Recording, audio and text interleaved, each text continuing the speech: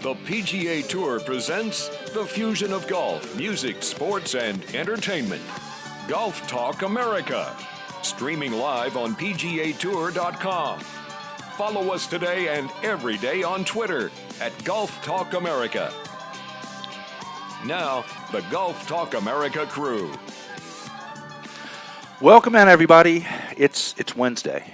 My goodness, I've been away from home so long I've forgotten what my dog looks like and even where I live, but it's been fun. We've been at Augusta all last week. Patrick Reed pulling off something that a lot of people thought he couldn't pull off. It was an incredible experience for him, I'm sure, and for all of us to watch. And we've talked about it before. We'll talk about it again on this show. Jordan Spieth, on Sunday, put on a clinic of how to play that golf course, just with two little hiccups the entire day. So we were so excited to see our good friend Jordan Spieth and his wonderful family. He's back. I think he's back. I think he's gotten some things worked out, and we're looking forward to seeing him going on and on in the progressing tournaments. He's not here this week, by the way. But our good friend Russell Knox is here at the RBC Heritage Classic this week. And his sister Diane, who co-hosts on this show, will be joining us tomorrow here at Palmetto Dunes. Now, let's talk a little bit about where we are and what we're doing before we get into the meat of the show. This is a 2,000-acre resort destination right in the middle of Hilton Head, South Carolina. It's bounded by 3 miles of Atlantic Ocean beach on one side and a sheltered intercoastal waterway marina on the other. It was named the number 3 best resort in the South in Condé Nast Traveler's 2017 Reader's Choice Awards, and it was named to the top 25 best family getaways by Travel and Leisure. This resort's incredible. The people here have been incredible. The golf courses are incredible. We'll get into more of that as we get into the show, but thank you, Palmetto Dunes, for hosting us this week for the RBC Heritage Classic. It is a pleasure. If you come to Big Jim's Restaurant, where we're broadcasting from today, at the Robert Trent Jones Golf Course, you better have your appetite ready because the portions here are 2.5 to 3 times the size. And I'm looking at some guests right now that are about to order big. They're huge. The portions are huge. They do not skimp on anything. The only thing better than the food and the portions that you're served here is the service and the people, and that I mean that from the bottom of my heart. I can be uber critical of places because we travel a lot, and this place is really, it's the bomb. It's incredible. So, that being said, I know you're tired of listening to me, but you have to for a little bit longer before I bring our guests in, because yesterday we had Brad Mara, he's the VP of Resort Operations, join us. Clark Sinclair is the Director of Golf here. He joined us, and Doug Weaver, the Director of Instruction. If you didn't listen to yesterday's show, go back on TuneIn, iTunes, wherever, Stitcher, SoundCloud, PGAtour.com, wherever you want to go get it. Listen to that show. It was a great show. And for me personally, one of the highlights was being able to talk to someone like Doug. I mean, if you listen to that interview with him, it's like a $25,000 golf lesson that you're going to get, because he went through everything that he deals with and talks about with the people that he teaches, and it was just awesome, and I think everybody that was in this room enjoyed it too. But moving on, here we go. Chris Wycoff, Swing Fit Club, is joining us. Hello, buddy. Hi, how you doing? What's going on? Not a lot. We're getting ready, getting excited. It's been finally getting some nice weather down here, and looking forward to helping some people improve their game through finding the right equipment. Well, I'll tell you, it has been a little overcast for a couple of days, but we did play. Yep. Jim Grosjean. Sorry, Jim. Hey, Jim. How's it going? It's going good. How are you? I'm fine. After whipping, basking from the glory of getting into my wallet for 2 days. Yeah, I know. Nice. There were a lot of dots on that scorecard for Jim yesterday and the day before. We played the Robert Trent Jones course, which we're looking at right now at the window of Big Jim's Restaurant. We're in the Robert Trent Jones Clubhouse, and we played the Arthur Hills course yesterday. And both courses are fabulous. I like the Arthur Hills course because, and some people say it was tougher. To me, it was a little easier, but it just wasn't quite as long as we played the Robert Trent Jones course. It's not on the ocean, but it winds through, and it has a couple of water hazards on it, Jim, as you well know, and I well know. Those new Callaway balls are gone. You probably should have had your scuba outfit with That's you. really funny. Thank you so much. Hey, Chris, let's jump in because you were over here yesterday talking to us. Now, Swing Fit was added here at Palmetto Dunes in 2016, and I was enamored with what you guys are doing. Tell us, just give me the elevator speech. Perfect. Yeah, we are a true custom club fitter where we are brand agnostic. We fit all major brands of the clubs from PXG, Titleist, Mizuno, Callaway, TaylorMade, Cobra, anybody else I missed. We fit them all, and we don't play favorites that way. It allows us to find the ideal combination of shaft and club head for each golfer, and we find it's pretty rare that somebody needs one brand all the way throughout the bag, and so we can mix and match, and it allows us to find the right fit, and then we are able to build them here to tolerances that they are only equaled when they out of the semis down at the Heritage now at the tour trailer. So we follow through, because if you don't, you can have the best fit in the world, but if the build isn't exactly right with the right quality controls and the right shafts in there that are certified to be the right ones that you used it's very similar to the ones you used in the fitting, the performance won't equal what you saw. I experienced that yesterday and day before and I won't name brands of what's in my bag right now, but it's a shaft that was a little whippy, and I was just having a hard time controlling it. I was spraying it all over the place, and went to a stiffer shaft yesterday and still had some issues. So I know now, even though my clubs are fitted to me, that I need to come see you guys and start from scratch again. Let's take what I have and set it aside, and now let's look at what I really need. Yeah. And just work through club by club. Tell me more about the concept of being able to mix and match. I like that. Well, it's we found, and I mean, we fit hundreds and thousands of people a year, and there's not one brand that we find is any better than any other brand. They all have strengths and weaknesses, and each club and each model, they all do different things. And they just, sometimes, a certain iron is better if somebody misses on the toe. Sometimes a new driver, if they have they miss high, that's better for them. And so by being able to test and not having any loyalties to any one brand, somebody might have been playing brand X for their entire life, but they miss on the toe, and this new model from a different brand Y, is designed specifically for people to miss on toes. And so we can help find that. I need that. I was missing on the toe a lot. Jim, what was I not yesterday? Well, I think you might want to try getting away from the hickory shafts. Yeah, but my granddaddy gave them to me, and I love those clubs. Right? Well, there is some sentimental value, so it's. We're talking to Chris Wycoff, Swing Fit Club. They're here at Palmetto Dunes. Been here since 2016, and they are really a true custom club fitter. They were on Golf Digest's list of 100 best club fitters for 2015-16 and 2017-18. So that's a pretty big deal. We take a lot of pride in that. We worked hard to get on there. It's just kind of, being on that list is, you have to fill out a pretty in-depth application, talk through everything. They do a lot of evaluation. There's a lot of customer feedback involved in that. So it's not exactly a joke list to get on. So we take pride in it. Oh, it's not. Now, tell me a little bit. You have the ability to, or you have the only in South Carolina, Adele single-length iron fitting system. Yes. Tell me about that. The single-length irons, they're a great concept. It's, you think, I've heard Dave Adele talk about it quite a few times, and if you think about it, if you were going to start from scratch and design golf clubs, why would you make them different lengths? Why would you make it harder on yourself? Why would you have to have have a ball position that you have to adjust with every club? Why would you have to have a different spine angle that would be different with every club? You wouldn't do that. That makes a lot of sense. Just common sense. You wouldn't do that. Back in the day, most irons were the same length, but when they were using hickory shafts and they were using there wasn't a whole lot of engineering in these golf clubs, they couldn't gap the clubs. There wasn't enough distance gaps. So the easiest way that they could figure out, before you had CAD engineering and understanding of physics that the club engineers do now, what did they do? They just, it's like, okay, let's make it a little bit longer, get a little bit more club head speed so we get a little bit more distance and spread them out. Today, technology is at the point where they don't need to do that anymore. And Adele and Cobra have done a really good job I kind of like the Adele's a little better, but from a feel and sound perspective, they've figured out a way to get your proper distance gapping with all the same length irons. Wow. So you don't.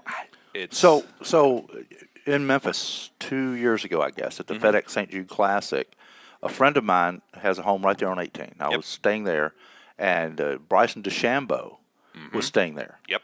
And so we went outside at dusk, and we took his wedge. He said, "Let's take you out and let you hit my wedge into 18 green." Yep. It was a totally different. I mean, it was hard for me to wrap my head around that wedge being that long. Yep. I would say you just hit on the one challenge we do have with them, is the breaking of habits. Yep, exactly. And so it's conceptually, I think they're amazing. We've had a lot of great success. The key that we found is when somebody believes and they want them to work. Because you have to, if you've been playing golf your whole life with different length irons, there is a little bit of an adjustment period. You have to kind of unlearn some of those habits that you have. And then once you do that, they're amazing. I was curious, which length would you use? Would you use a 7-iron length or a 3-iron length? Yeah, what's the standard you work from? You choose the length you need. Is basically what it is. So that's what you do. It's what we do here at is the Swing fitting. Fit. Yeah, in the fitting process, we determine that. Determine the length. It's probably it's going to be somewhere in the 6, 7, or 8 iron length. Somewhere in there is where it's going to be, and that way you kind of have an even number of clubs. That would be a little shorter and a little longer. Here's something that just baffles me, is the kids coming into the game today. Okay, Yep. and we want to grow the game. We all talk about it from the USGA, the PGA of America, the PGA Tour, the R&A, and the hada. How do we grow the game? Well, we're going to take Dad's old clubs and we're going to cut them off to fit Junior. I'd say you're shaking your head. That is the worst way to start somebody in this game, is to give them old clubs, old technology, something that Dad couldn't even hit, Right. a blade. I started with, remember the old Wilson fluid feel staffs, irons, my dad's. That's what I learned to play with, cut off to fit me, and good Lord, it's like, well, you tell me, how do you bring a junior into Swing Fit? What do you do with them? Well, I'm going to be honest. We understand that getting true custom fit to custom build, it's an investment. Sure. And so, is that the right thing for a 8-year-old who's going to be growing 2 inches in the next year? Probably not. Right. So getting a kid into the game is not dependent on bankrupting mom and dad. And so we understand that. We don't want that to happen. Gotcha. So we have had U.S. Kids golf clubs are our favorites. We love those. They have a couple. They have a regular line. They have a tour level line for a junior that's getting competitive. The quality of their clubs is amazing. What I really like about them too is they adjust the weight. So everybody that you're talking about technology and everything from before. That's one aspect. A big aspect when you have these juniors, if they're using club heads and shafts that were weighted for Dad, and then even though they're cut down, they're too heavy. Yeah, absolutely. They're way too heavy for them, and they just don't have the muscle to get them around. So by going to U.S. Kids, or there's some other good ones out there, but those are just kind of my personal favorites.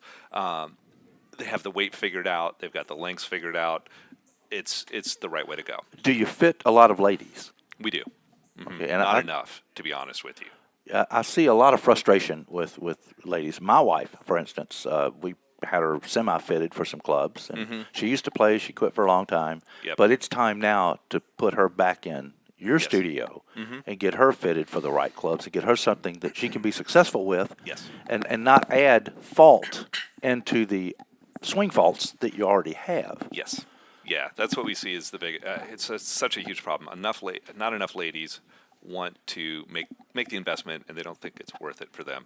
So they're trying to overcome the wrong equipment. Exactly. And it just makes it harder. It makes it a lot harder.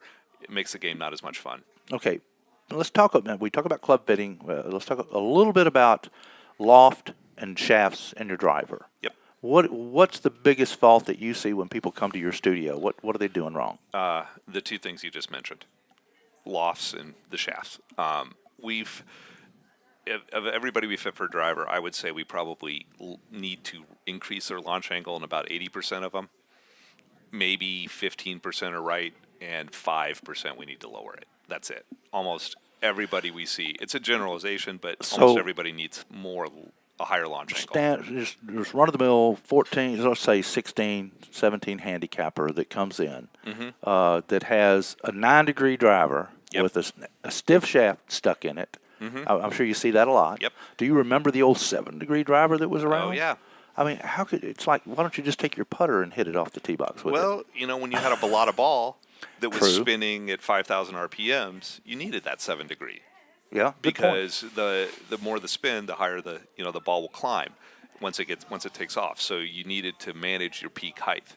So I think now pretty much the peak height of the ball is the same, but because of the shot is the same. But now when you're getting a good driver with the right shaft and today's new balls, you get the spin rates down in 2,000, 2,500 RPMs. You need to launch it higher to get it to the proper peak height. Now, my driver right now is a 12-degree. Perfect. That's great. And I like that because I put it out there when I'm hitting it. Yep. I haven't the past couple of days because I haven't played since the BJ Merchandise show. Yeah. You'd think I would get to play all the time. I don't. So, but what we did is I couldn't do it this morning. I wanted to.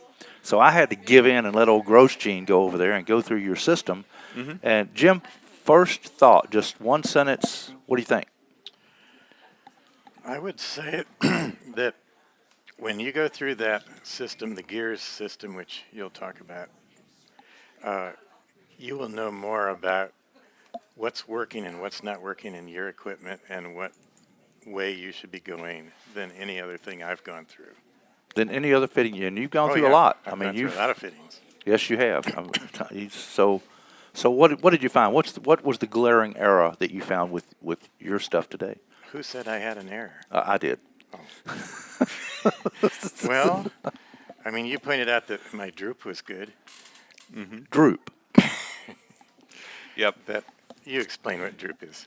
So with our gear system, the gear system it's a optical motion tracking system. Okay. You can use it for full body or just the club.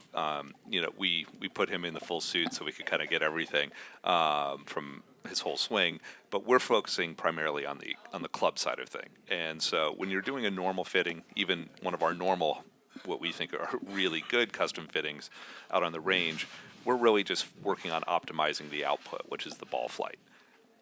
I can't show you exactly how each shaft, what it's doing, when is it loading, when is it unloading, how much is changing throughout the swing. With the new addition of our gear system, we can show people that, and we can get that information. So we're able to see exactly like at impact or halfway down or all throughout the swing, how much the shaft is deflecting backwards or forwards, how much it's deflecting the shaft is as you're loading it and accelerating it. The club head is going to be behind your hands. Right? Just because the shaft is going to flex backwards. Well, then that shaft is going to, like any spring, is going to snap back. And preferably at ball impact is where it... Actually, a little bit before. A little bit before. A little bit before. You want it to, because a lot of people focus on club head speed and think it's the most important thing in the world. My joke is the only time I really care about club head speed is when you hit one in the woods and you're throwing your club down the fairway. I've been there, done that. Because if you're going to throw it, you want to at least make it a good throw, right?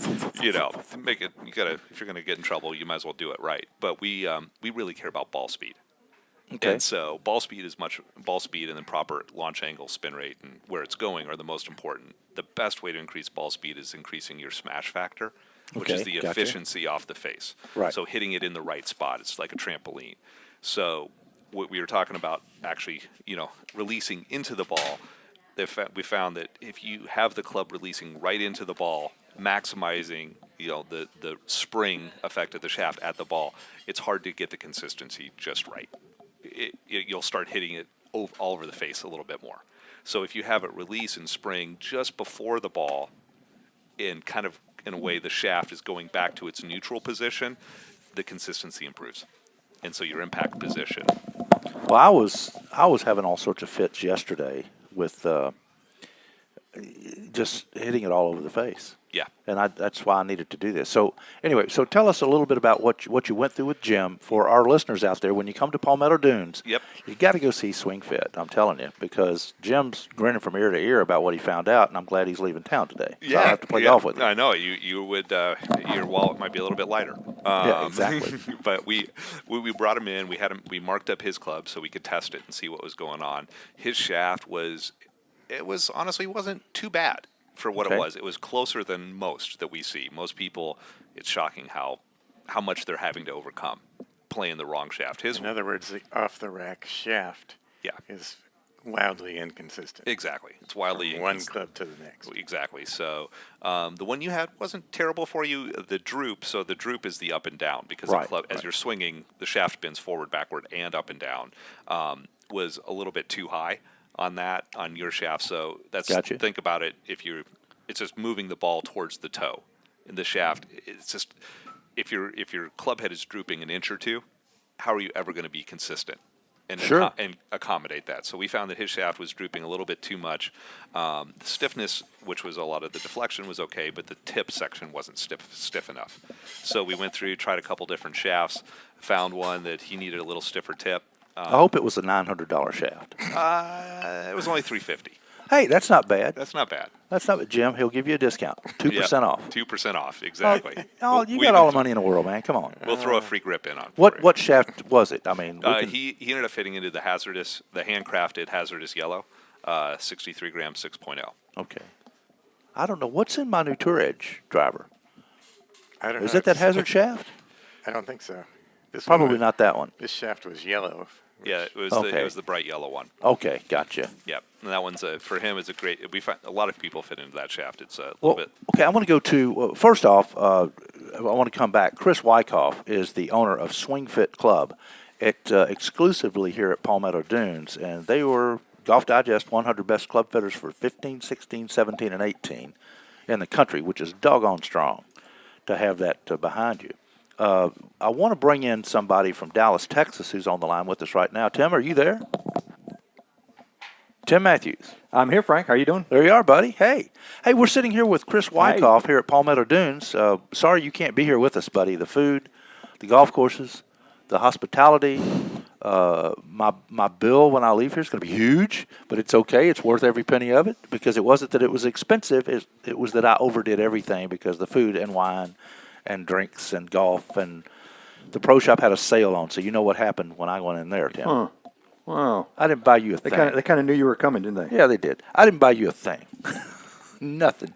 Anyway, we're sitting here with Chris Wycoff, and he's Swing Fit Club Fitter, and if you've heard some of what we're talking about, Jim Grosjean's with us. Thank y'all for coming in. Thank you. Jim Grosjean's with us, and he went through the whole Swing Fit system today. So what questions do you have for Chris? Because I know you're a fitter kind of guy. Well, you know, I was just listening to him talking about ball speed, more important than club speed. I'm just kind of curious and probably stupid, but they don't go hand in hand? They're related, but not perfectly. So if you say, for example, you're swinging a 110-mile-an-hour driver and you hit it on the toe, your smash factor, which is how efficiently the club is delivering energy to the ball, is not going to be very high. It's going to be, actually, I should have done some simple math. Let's just say 100-mile-an-hour club head speed. So if you hit it out towards the toe, your smash factor might be 1.2 or 1.3. So that means the ball is only going to leave at 120 or 130 miles an hour. Whereas if you hit it in the dead center, the ball will leave closer to, the smash factor will be closer to 1.5. So it could be leaving at 150 miles an hour. And so it's better to just do, even if you had to, usually we don't, but if you have a slightly slower club head speed but a much higher smash factor, the ball speed is better. You got that, Tim? Gotcha. Okay, well, that makes sense. It all makes sense. Now I know why I'm not hitting the ball that far. Tim, what driver do you hit and what shaft's in that driver? I have a G400, a Ping driver. Yep. The LST, and it has a matrix shaft in it. Do you know which one? It's the one your fitter fitted you with, right? It's a real pretty kind of white color with some blue. Perfect. Good. There I you don't know go. which one. Wait, nothing but the best here on Golf Talk America on PGA Tour Radio, huh? Yeah. Well, that's interesting. So we've talked about the driver. We've talked about the Adele, single length fitting system. Yep. Let's talk a little bit. Do you do anything with putters at all? We do. We'll fit all the major brands, but most of the fittings we do are the Adele putter. Okay. We love the Adele putters.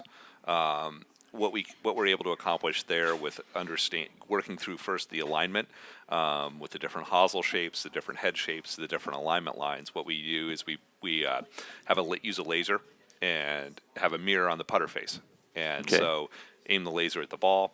Then the person we're fitting, they aim the putter back at the laser. We pull the ball away. It hits the mirror. It shows us exactly where they're aiming, if they're actually aiming at the hole. And so you're dealing with eye dominance at that point too. it's a little bit of eye dominance, but it's also just how each person interprets what they're seeing. Okay. The eyes just work differently, and they perceive things different. And so everybody's got tendencies, a little left, little right, little up or down. And so we're able to, with the Adele fitting system, we're able to identify the proper head shape, hosel, and alignment lines that they need to aim the best, most consistent. Now, that they I was fitted at the Seymour Putter Institute Yep. in Franklin, Tennessee. Yeah. And I use a center shaft Seymour putter, a milled putter, that I absolutely love. And Jim will tell you, I'm a pretty good putter. He is a Yep. good putter. I'll give him that. And good chipper. I'm really good around Yes, the he even greens. taught me a little. I did. a Hey, little bit. Tim, by the way, I did teach Jim Grosjean a lesson yesterday out on the golf course. I moved him from Mr. Risty around the greens, which he was just spraying the ball everywhere, to the Steve Stricker methodology. I dead hand it. My wrists don't go anywhere when I'm around those greens. Yep. How do you chip, Tim? Wow. What? Had to go there. Don't go there. No, I mean, do you do it that way, or do you use your wrist a lot when you're chipping? You know what? I've gotten to the point. Depending on every day is different in my golf world. But what I'm doing more and more, out of sheer necessity, is 6 irons, 7 irons. If I don't have to get it high and can run it up, I just can pitch hit it, better if it's run more it. of a putting stroke than if I try to. Yeah, if I've got that pitching wedge, I get a 56 degree or something. It's just, if some days it's okay, a lot of days it's not. So I just find ways to get it close. I just kind of resort to not throwing a club. So I just try to get as close to the pin throwing as a I club. can with whatever works. But it's normally not a high loft. Yeah. Tim, I can top that. I have to use a putter when I'm within 30 yards of the green. Yeah, it's pretty pitiful. Yeah. Chris Wycoff is joining us. Well, what's He's- reassuring when Jack was talking, you guys have seen the specials and stuff and all the documentaries on Jack. There was a time in his career when he had putting yips, and he was like he had to putt around the bunkers around the greens. He couldn't even chip a ball. Yeah, And I'm couldn't like, chip it. okay, if it happens to Jack, I'm okay with the fact that it's definitely happened to Well, me. it's like Monday on the can't Robert do it. Trent Jones course, Chris, and we're with Chris Wycoff, the owner and founder of Swing Fit Club, that's exclusively here at Palmetto Dunes. And anyway, Jim Grosjean's joining us too. Jim's a part of the Golf Talk America crew and a very accomplished musician in Nashville, recording artist. And Jim's a golf nut. I mean, he really is. He plays golf as much as he can, and he's always working. He goes to, I won't name the place where you can go in and see videos and play pushing buttons on the floor and all that kind of stuff. But Monday, you're in the mental thing too, Jim. You were out there and you had a wide bunker. You were about 35 yards, and he walks up and says, "Oh God, this is going straight in the bunker." Well, you just wished it in there, and you did it. You flopped it over into the bunker, but then he comes out of the bunker. He can't chip, he says, around the greens. He comes out of the bunker and puts it within a foot of the cup out of the bunker. Now, I come out of the bunker, and I think I skied a couple of greens yesterday, caught it a little thin. I almost killed him one time while he was standing by the flag. I said, "Tin the flag, this is going in." And all of a sudden, it just flew straight across past him. But Chris Wycoff, tell us this. When we talk about chipping, now we've talked about woods fitting, putter fitting, irons fitting. Let's talk about wedges. Yep. Because I look in people's bags, and they have a 47 and a 60. Mm-hmm. And I'm like, wait a minute, the gapping of those wedges, how important is that? It's very important. Gapping. It's all about how they use them. So most people will need, as clubs have gotten stronger lofted, the lofts have gotten stronger. You're going to need at least a 50, a gap wedge or a dedicated 50-degree wedge for most people, and then a 54 or a 56. We kind of like 54s for a lot of people. For the average person we see, from a distance gapping perspective, it fits right a little closer to that gap wedge. You can still use it out of the bunkers. And then now, a gap wedge is typically 48, 47, 48? Yeah, it depends which model, which line you're looking at. Yeah, 48 to 50 degrees. And mine's 48. Okay. My APs, my 718s. Yep. So then we would fit you into probably, depending on how many fairway woods or hybrids, you could even go to three wedges. Yeah. After that, you could do a 52, 56, 60, or you could, Well, here's the question I have for you. And I know we're getting really technical, but I think it's important for our listeners. Yeah. You have, let's say somebody has a set of, goodness gracious, I think we dropped our lunch.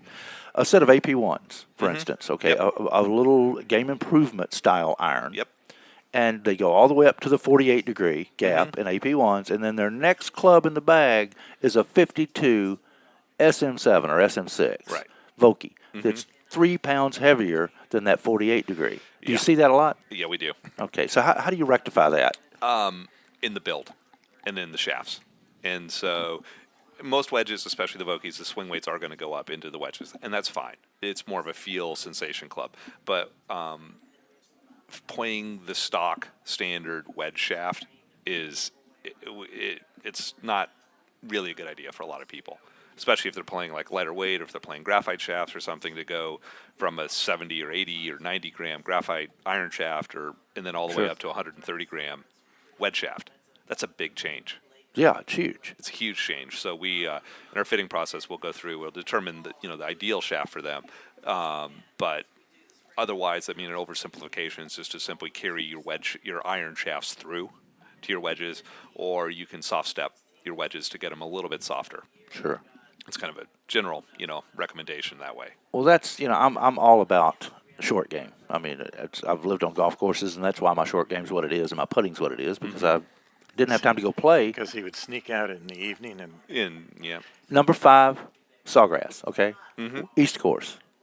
So, that's what I used to do every night when I was in town, is chip and putt. And wedges were very important to me, and I got that 60-degree where I could play fill with that thing. I could fly that thing over a tree and just, I loved it. Now, my driving sucks. Let's just be honest. I'm just all over the place, so I have to get refitted on that driver, because that's where all my penal shots were yesterday and Monday was off of that driver. Yeah, we see that 3-wood, I can take that 3-wood and tag it.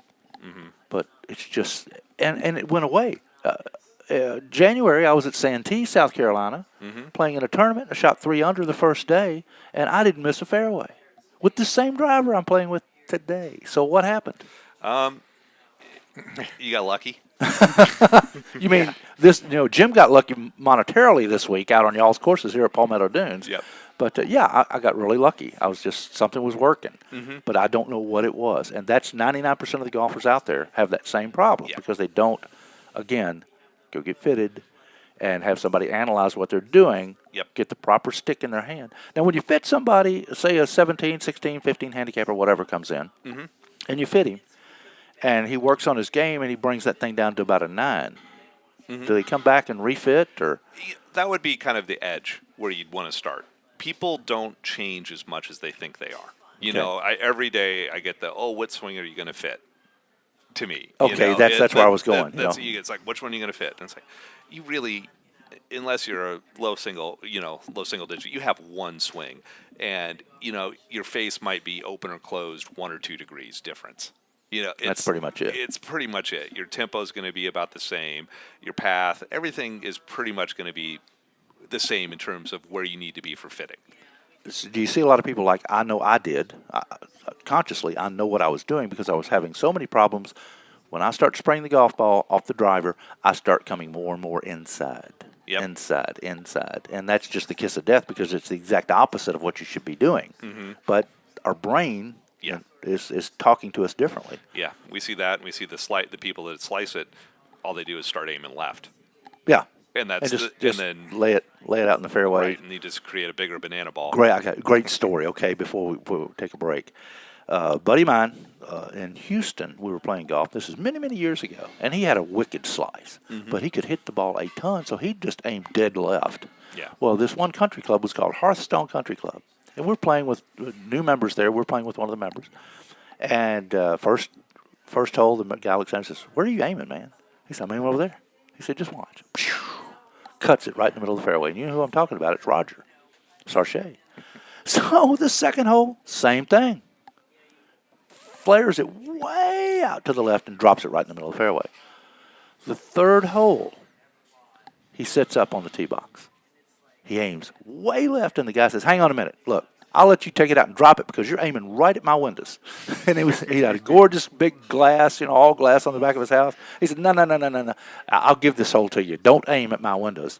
So, and that's what people do. They put a Band-Aid on a problem, and you can't Band-Aid a carotid artery cut. No. And that's basically what slicers try to do, and Yep. it just doesn't work. So, Chris Wycoff, the founder, owner of Swing Fit Golf here at Palmetto Dunes Resort. 100 Best Club Fitters and Golf Digest list for 15, 16, 17, and 18 is a huge honor. He fits PXG, Titleist, TaylorMade, Callaway, Mizuno, Ping, Cobra, Adele, and he'll fix you. Jim Grosjean, what do you think about your experience before we get out of here? I'd like to go back for a complete fitting and change all my clubs and become the great golfer I know I can be. Okay, that was a joke. That was a joke. That was okay. No, seriously, what did you think? I mean, it was pretty cool. They put you. The suit, everything you think you're in 2050 or something in the future. It's kind of like Tiger when they set him up for the video sensors game, all right? over your body. Yep. And there's nothing that they can't tell you. Of what you're doing. Now you video that, right? Well, it records it, yeah. It records it. Yep, and so it's showing us everything that's going on, showing us what the shaft's doing, what the club face is doing, what his body's doing, and so it allows us to find a better shaft faster. How do our listeners find Swing Fit? Internet's the easiest, swingfitclubs.com. Swingfitclubs.com, and you're here at Palmetto Dunes. Yep. You're set up at the Robert Trent Jones Golf Course, so they can find you through Palmetto Dunes also, Yep. I would believe. And average, how much time does it take to come in just for a tune-up fitting, whatever? We kind of break our fittings up. You have driver and fairway woods, one fitting, irons, hybrids, another fitting. We like to allow an hour and a half or so for each one of those. That way we're not rushed, and we can make sure we care a lot more about getting it right than just cranking them out and getting them done. How many people come in and say, I just want to work on my putting? Not enough. Exactly. I knew that was coming. That was a baited question because, wedges and putters. I'm just wedge putter guy. Can't help it. It's just that's where you score. Sounds like we might need to work on your driver a little bit, though. Yeah, I probably need to I have a vertical groove driver. I have the Titleist. I have Ping. I have Mizuno. I've got a whole den full of drivers, and I think it's up here and between these two ears is the hardest fairway to hit. Is pretty much. Chris Wycoff, thank you so much. Thank We you. could talk all day about this, but we're going to have to take a break. When we come back, more from Golf Talk America at the Palmetto Dunes Resort in Hilton Head Island because we're here for the RBC Heritage Classic. Don't go anywhere, everybody.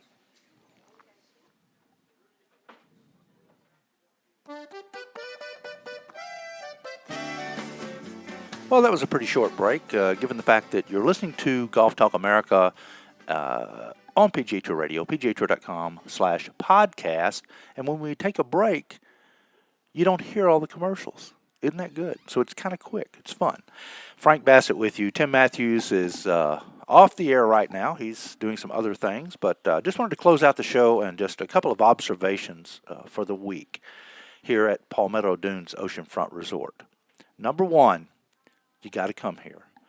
It's the people, the place, the food, the accommodations, the cool bicycles that you get to ride around this property on. You don't have to get back in your car once you really get here. Everything's right here on property. Had dinner last night at Alexander's, which is a very upscale restaurant here as part of the Palmetto Dunes property. And they seated us by the fireplace and the bar.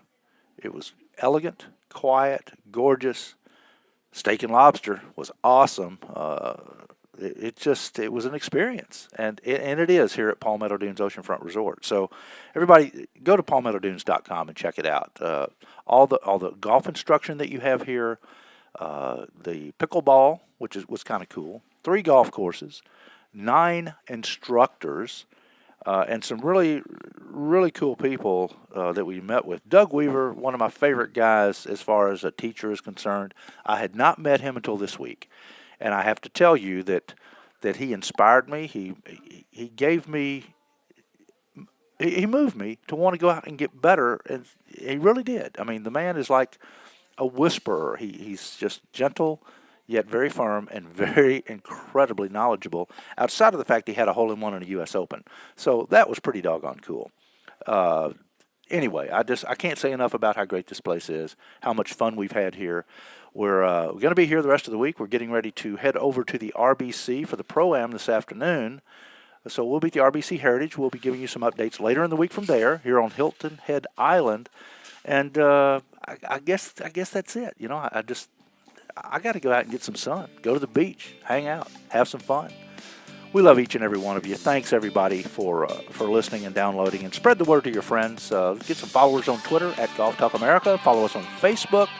Check us out on pgatour.com/podcast. Tune in, iTunes, Stitcher, Google Play. Alexa, play Golf Talk America on TuneIn. Thanks, everybody. It's been a blast. We'll see you soon.